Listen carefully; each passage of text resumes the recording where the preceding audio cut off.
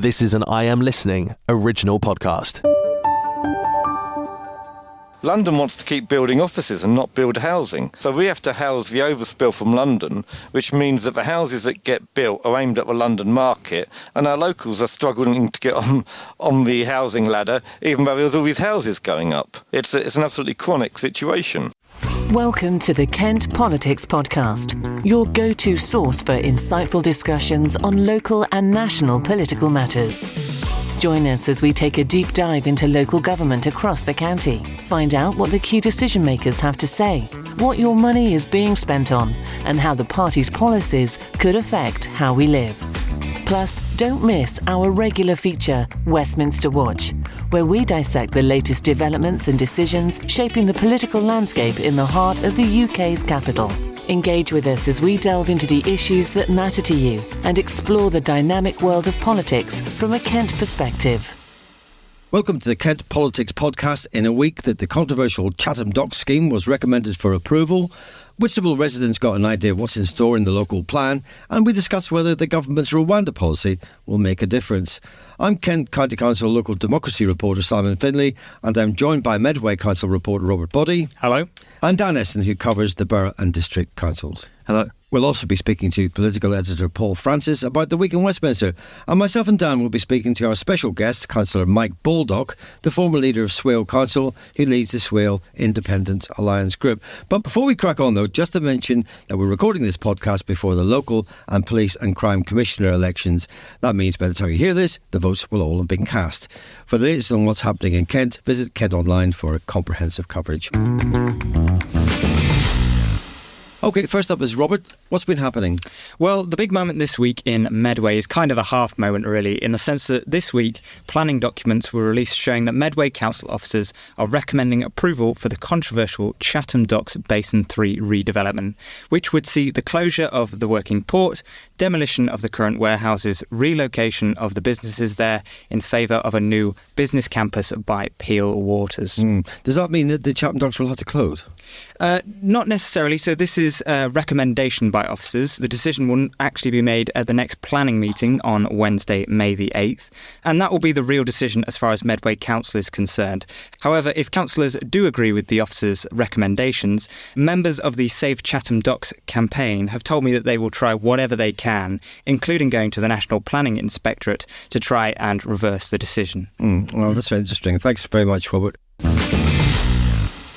Dan, so what's been happening at borough and district level? So I've yet again been up to my eyes in local planning. I went to a public consultation meeting in Whitstable last week where locals were told about how Canterbury City Council's local plan is going to affect the town. What sort of changes might Whitstable see under the local plan then? So as it stands under Canterbury City Council's local plan, Whitstable will get another 3,750 homes or thereabouts around the town. The council's held quite a few public consultation meetings around the district on this, in Whitstable, Herne Bay and Canterbury. But the one I was at in Whitstable got pretty heated. Well, how on earth does a local plan meeting get so heated? Well, so it started with council officers giving a presentation of about 45 minutes explaining the sort of bureaucracy of the plans, how they'll affect Whitstable, the process going forward, how they'll take residents' comments into account and that kind of thing. But once that was over, public participation started, which was just over an hour, and it was pretty much non-stop from there. As you might expect, the room was pretty much entirely filled with people who object either, in part or in whole to any plans for new house building in Whitstable. And every single person who spoke, without exception, made clear that they thought the volume of homes proposed was too much. The meeting got gradually less civil with, plenty of heckling, people, telling council officers that they thought everything was predetermined and that, the council officers didn't know what they were on about. Some people were even, straight up arguing that Canterbury City Council should simply refuse to build the number of homes that the national government says it has to.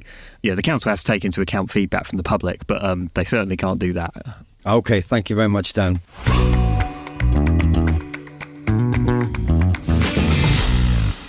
So, Simon, what's been going on at County Hall this week? Been a quiet week at County Hall again. We're still just coming out of Easter. It has emerged that Kent County Council has been hit by multiple cyber attacks and forced to pay out thousands of pounds in compensation for data breaches.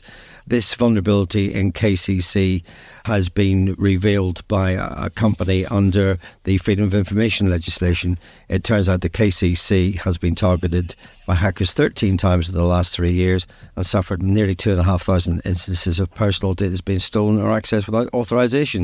And it's also revealed that the Council has paid out about £16,000 in compensation for an unspecified number of data breaches. So how did this come to light? Did you say it was through Freedom of Information? The breaches came to light when a private company called databreachclaims.org.uk issued some FOI requests to various new local authorities in the UK.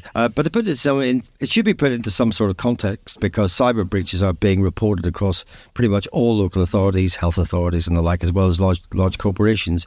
This was once big news a few years ago, but it barely gets a mention these days. And who's likely behind these attacks?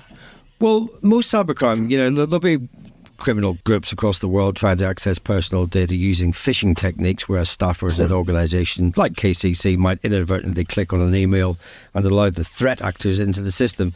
Some will use so-called ransomware to try and extract massive cash or money from organisations. Or there's no evidence that actually happened in the case of KCC. And what did KCC have to say about all of this? He said that all KCC has been able to demonstrate that its processes and general mitigations against cyber attacks are pretty sound. And KCC, like all big organisations, is constantly vigilant about the threat of cybercrime and updating its methods of counteracting it. The bigger the organisation, the more vulnerable it is, I guess. But it's a never-ending battle, and while some may be shocked by what has happened, it is very much at the lower end of the scale as far as KCC is concerned. Right, we're going to turn our attention now to international story, which involves Kent every day of the week, it seems. The subject of migration, immigration and Rwanda is never far from the top of the news agenda, and this week we learned that the first voluntary mover to Rwanda was on Monday, when a failed asylum seeker flew there with £3,000 of taxpayers' cash in his pocket. The government hopes to start forced removals in the coming months, but is the policy an electoral winner or a massive waste of funds, and which could be better spent? What do you reckon then, Dan? So, first, I think it's important to put in context that this isn't the first attempt by or proposal by a British government to solve the immigration, or at least the illegal immigration problem, by putting illegal immigrants elsewhere. In the late 90s and 2000s, there were, the Telegraph recently revealed there were proposals by Tony Blair aides to basically house refugees and asylum seekers in Scotland. In, if I remember right, the 2010s, there were proposals to put them even further away in Ascension Island, which is part of a British overseas territory in the South Atlantic, proper middle of nowhere. None of those came to fruition. This is the first such plan to actually, get particularly far. And obviously Rwanda has a bit of a history of this. It takes illegal immigrants for a lot of other countries as well. I think Israel at one point had to deal with them to host people who illegally entered Israel. But I mean, realistically, it's not going to help the Conservatives' polling. For starters, because it's unlikely to actually work, and secondly, because the it's the whole asylum thing's been really sort of with us for more than 3 decades. Remember, Michael Howard saying to me back in the 1990s, he said that when his famous line was, "When I was Home Secretary, asylum cases fell by 40%." And then we find that Tony Blair, which was sort of around by the time when he was in the shadow cabinet, it was a problem then, and it really hasn't gone away. It just seems to sort of fade away for a little while, and then something else emerges. No, and the public interest on immigration isn't just illegal immigration. Numbers of people arriving illegally are, relatively minimal compared to legal migration. Net migration last year was something, just under 700,000, when, every government which has won an election in this country since the 90s has been elected on a promise of reducing immigration. And under every single one of those governments, immigration has increased.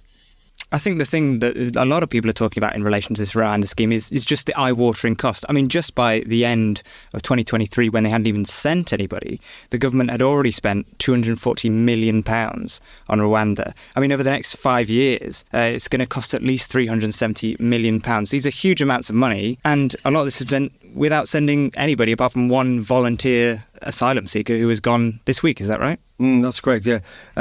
So, Paul, what's your take on it from your Westminster perspective? Well, politically, it's an issue which vexes all the main parties. And I think Labour's difficulty is that no one really knows what its plans would be if it gets into power. Now, it has said that it will recruit 1,000 extra caseworkers to deal with the backlog of asylum seekers, but beyond that, not really terribly much detail about what it intends. They said they're going to smash the gangs and they're going to, go upstream. Yes, this notion of safe routes has been talked about quite a bit, along with, as you say, Simon, the busting of gangs who are smuggling people across the channel. Now, I think the difficulty there is that there's no compulsion on France to join any agreement with us about that kind of action at all, because we're now no longer part of the EU. And I think this is an issue which shows both sides of the arguments around staying in and staying out. The Home Office has been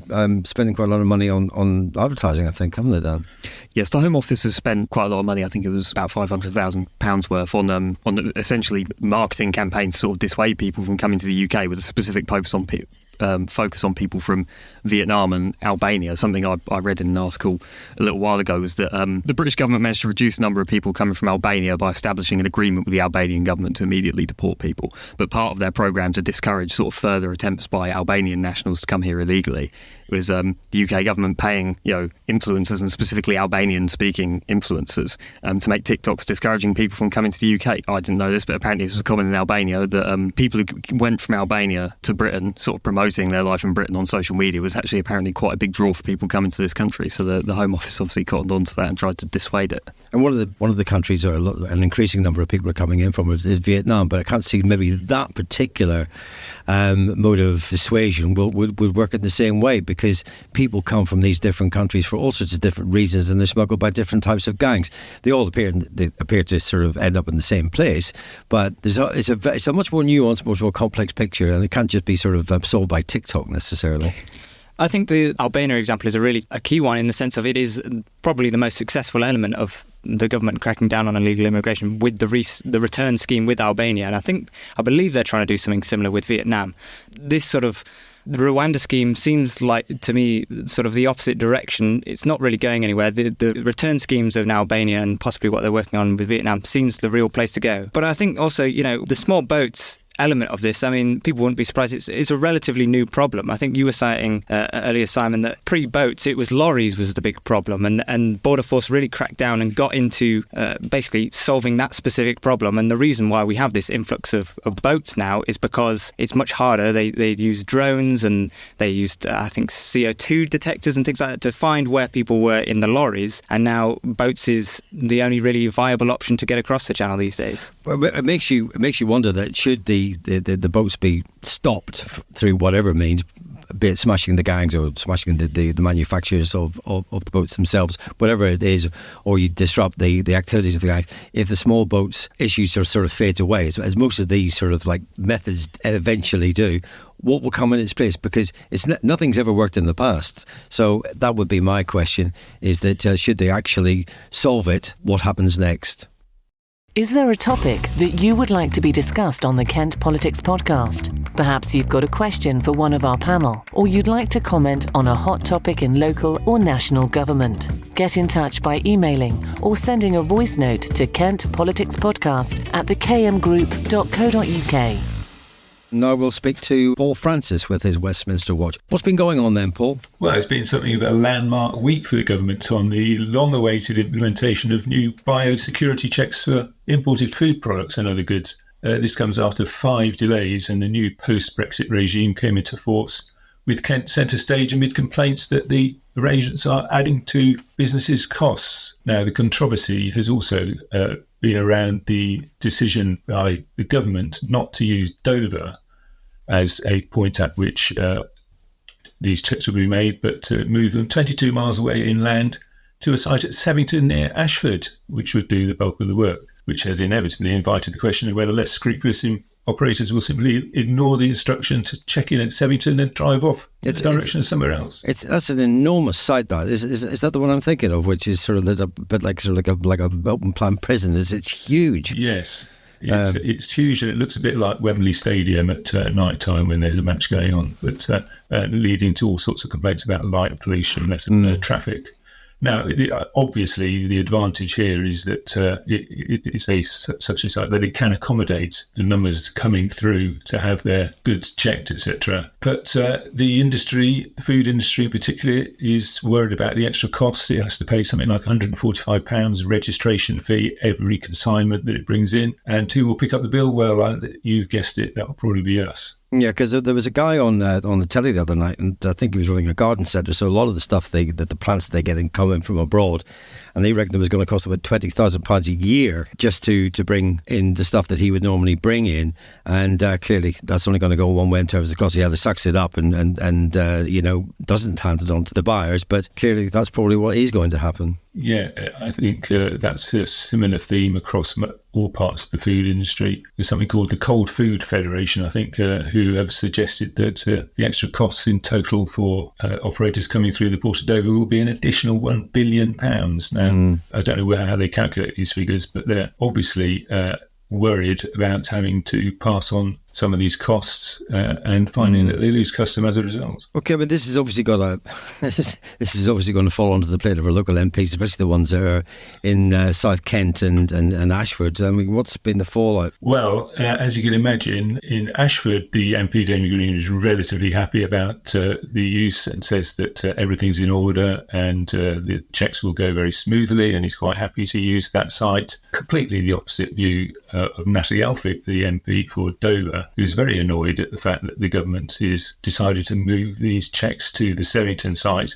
when there is a state-of-the-art, newly equipped checking centre at Dover, which is where you would automatically think checks ought to be made to stop perhaps the less scrupulous operators making their escape.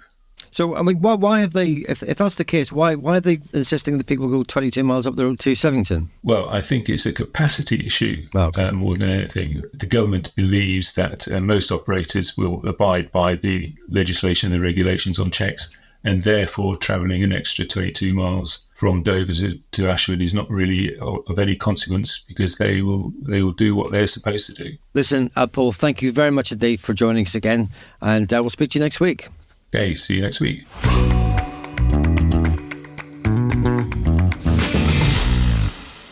Our special guest this week was previously the leader of Swale Borough Council, spearheading the so-called Rainbow Coalition. He was the authority's deputy leader until December this year, when he resigned, saying he was unable to work with the Labour group any longer. Mike Baldock joins us now. How are you doing, Mike? I'm good. Thanks for coming in. Much appreciated. You've been around the political block a bit. Can you just sort of talk about your sort of entrance into politics? Well, how long have you got? In the 80s, I joined the Young Liberals, and I still think their manifesto or their platform is one of the best that has ever been seen. I wasn't too happy with the merger. I sort of drifted out, joined the Greens late 90s and stayed with them for a few years.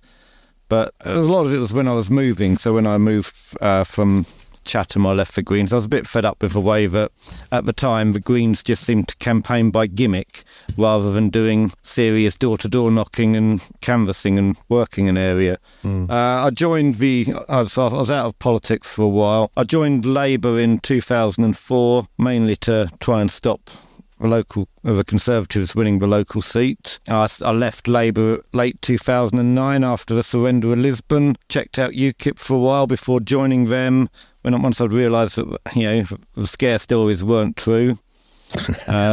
Quite successful with UKIP. We got some good policies together for local government. Had a bit of success in Kent and on Swale, and then Gerard Batten took over UKIP, and it became obviously a party that was going nowhere on a platform that nobody was interested in. It was horrendous, so I left. And for the 2019 local elections, I set up an alliance of local independents. We did well in 2019, and that's where I'm happy as an independent. Okay. And someone told me, actually, I don't know whether this is true or not, but you worked as a sort of advisor to Tony Blair. Is that correct? Not advisor, no.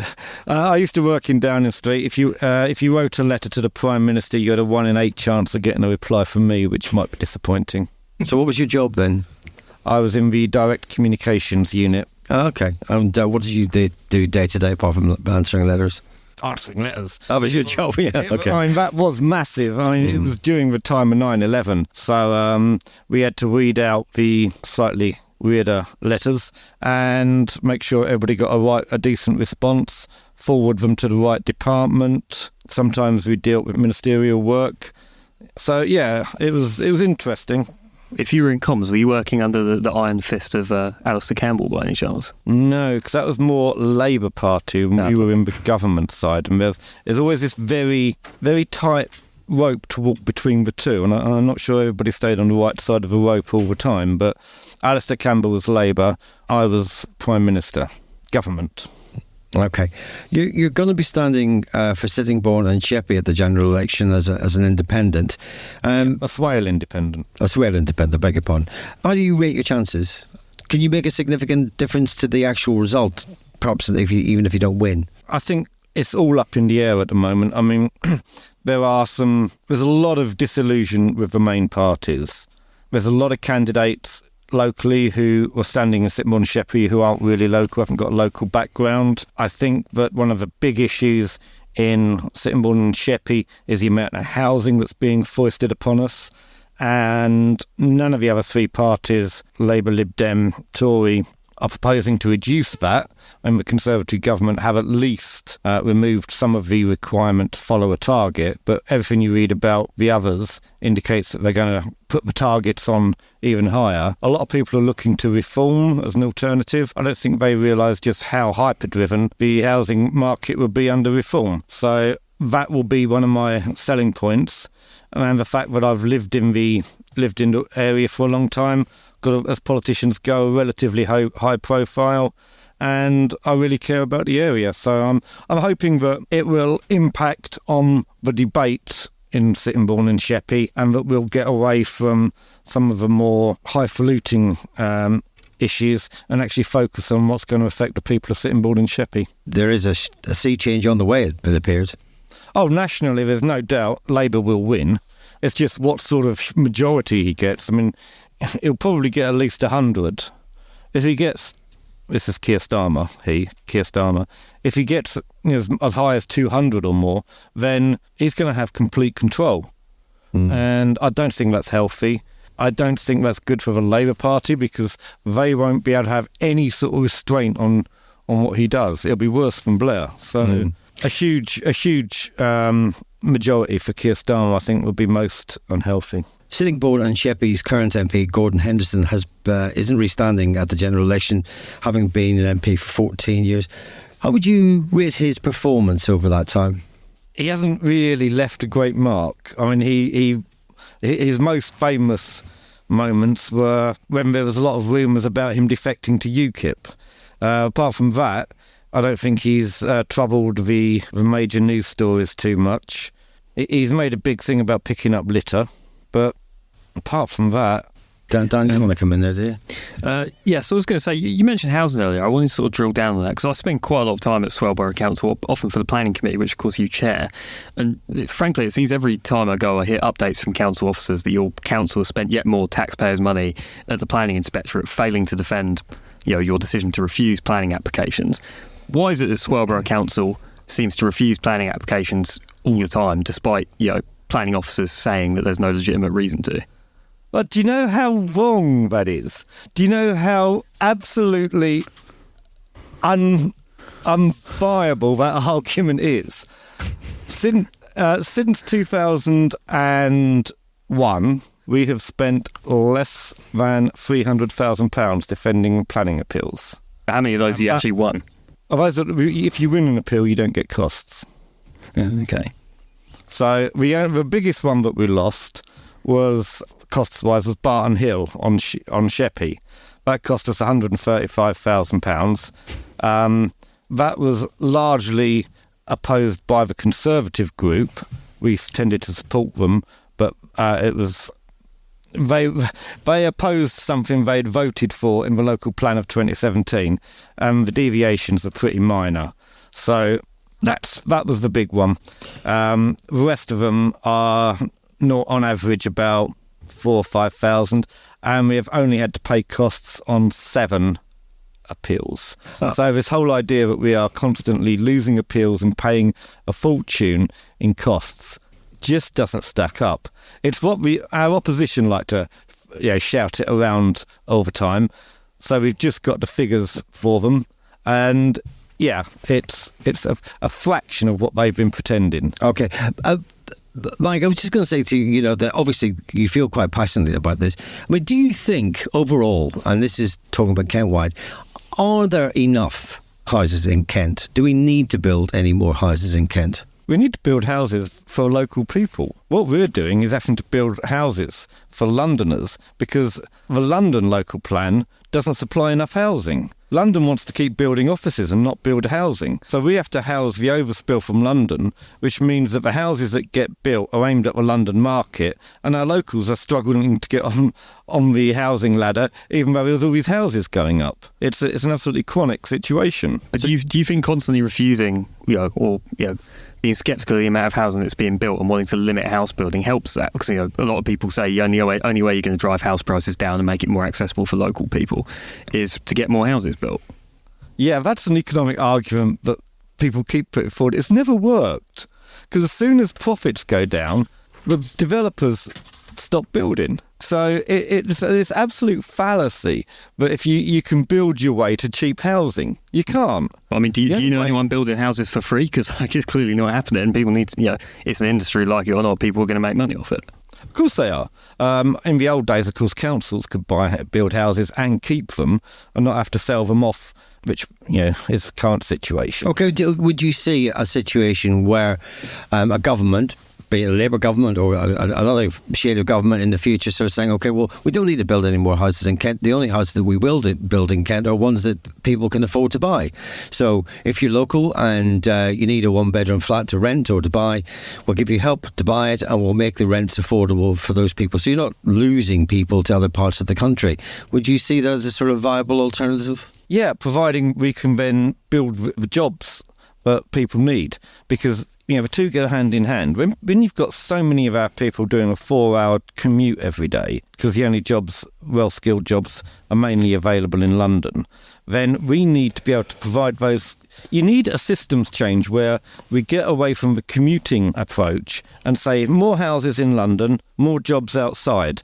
And that way people can start to actually, maybe get to work within half an hour and get a decent job. That's what we would like to see. It shouldn't be that difficult. If housing was based on local need, we would have needed about 7,500 houses when the last local plan went through. But then do you think 14,500? But then do you think the obligation of local councils should be, just to basically sustain a static population and assume that nobody will ever move there and only build enough houses for the people that are already there? That's a projection of your future population growth. But if all councils delivered that, then we would have the housing for the growth, but we would also have it fairly shared out. If the big problem is London, it's just not providing housing for people in London, yet it keeps wanting to build more offices. It's turning everything into offices, but not houses. It should be the other way around. One final thing, just before we go, Mike, I've always been intrigued, actually, because you're a man with a very distinctive look. And I was saying to one of the older colleagues in the office that you look like you could have played in The Alarm in the early 1980s. Where does that look come from? Wife, actually. I knew his wife. Did you? Yeah. we used to work together in the BUAV, the British Union for the Abolition of Vivisection, around 1990. Where did it come from? It came from the early 80s goth movement. Okay. Yeah, I'm old enough to remember that. I'm not sure maybe I'll put it in the office where it was, but... Being autistic, I don't change a lot. How's that sort of shaped your life? Well, I first mentioned it in 2019 when I became part of the coalition that was running Swale. Previously, I'd always considered that, how I behaved and the reactions, I dealt with them. But when you're part of a team like a cabinet, I knew that sometimes my actions and what I do is going to upset people, and that could reflect on the rest of the cabinet and the leader. So I let people know then, because there are inevitably going to be issues where there's a meltdown or I don't understand what somebody is saying. So I just mentioned about the Asperger's so that they were ready or understood when it inevitably flared up. But I've kind of known about it since about 2008, 2009. But back then, there was a lot less understanding and a lot less, a lot more discrimination. But for the last 5 years, I've let people know, and I just want to be able to show people that you can achieve as an autistic person. You don't have to think that certain areas are off limits. You said that you're Asperger's.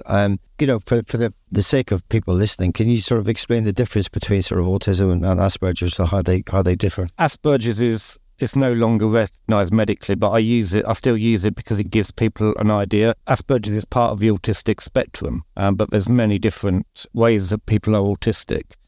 Different things that come forward, different symptoms. So it's hard when you say autistic for the person hearing it to fully comprehend what that means. There's a vague idea about Asperger's that conveys something more specific. So I tend to use that. But yeah, it just means that sometimes you might totally freeze because you're confused about what someone's saying, or you might pick on the wrong aspect of what someone's saying and totally lose it. Has that in any way sort of hampered you in politics? I have on occasion seen you kind of lose your rag in the council chamber at Kent County Council. Are those particular moments? Are those moments when you have maybe sort of displayed those autistic traits? That's just utter disgust at what's going on. I have had meltdowns. I tend to leave a room if I can feel that I'm about to be triggered. Sometimes you can't tell and it breaks out. But sometimes you just get understandably angry and frustrated at what is going on when you're hearing absolute pish. Okay, listen, Mike, it's been lovely to speak to you. Thank you very much indeed for your time. And you. Good luck in the general election. Cheers. Bye. Thanks to everyone for joining me on this week's podcast. We'll be back next week when we'll be having a chat with Martin Baxter, one of the boffins behind the political polling website Electoral Calculus. He'll be crunching the numbers and telling us what the state of play is in Kent ahead of a general election. You can follow us on X, formerly Twitter. Just search for Kent Politics Podcast. Also, don't forget to tune into KMTV at 5 p.m. each Friday for their politics show. All the best now. Thanks for listening to the Kent Politics Podcast. Don't forget to check out stories throughout the week on the politics page of Kent Online. And you can watch the Kent Politics Show with Rob Bailey on KMTV every Friday at 5 p.m. or on demand at kmtv.co.uk. This has been an I Am Listening original podcast. For more information, head over to our website, im-listening.co.uk.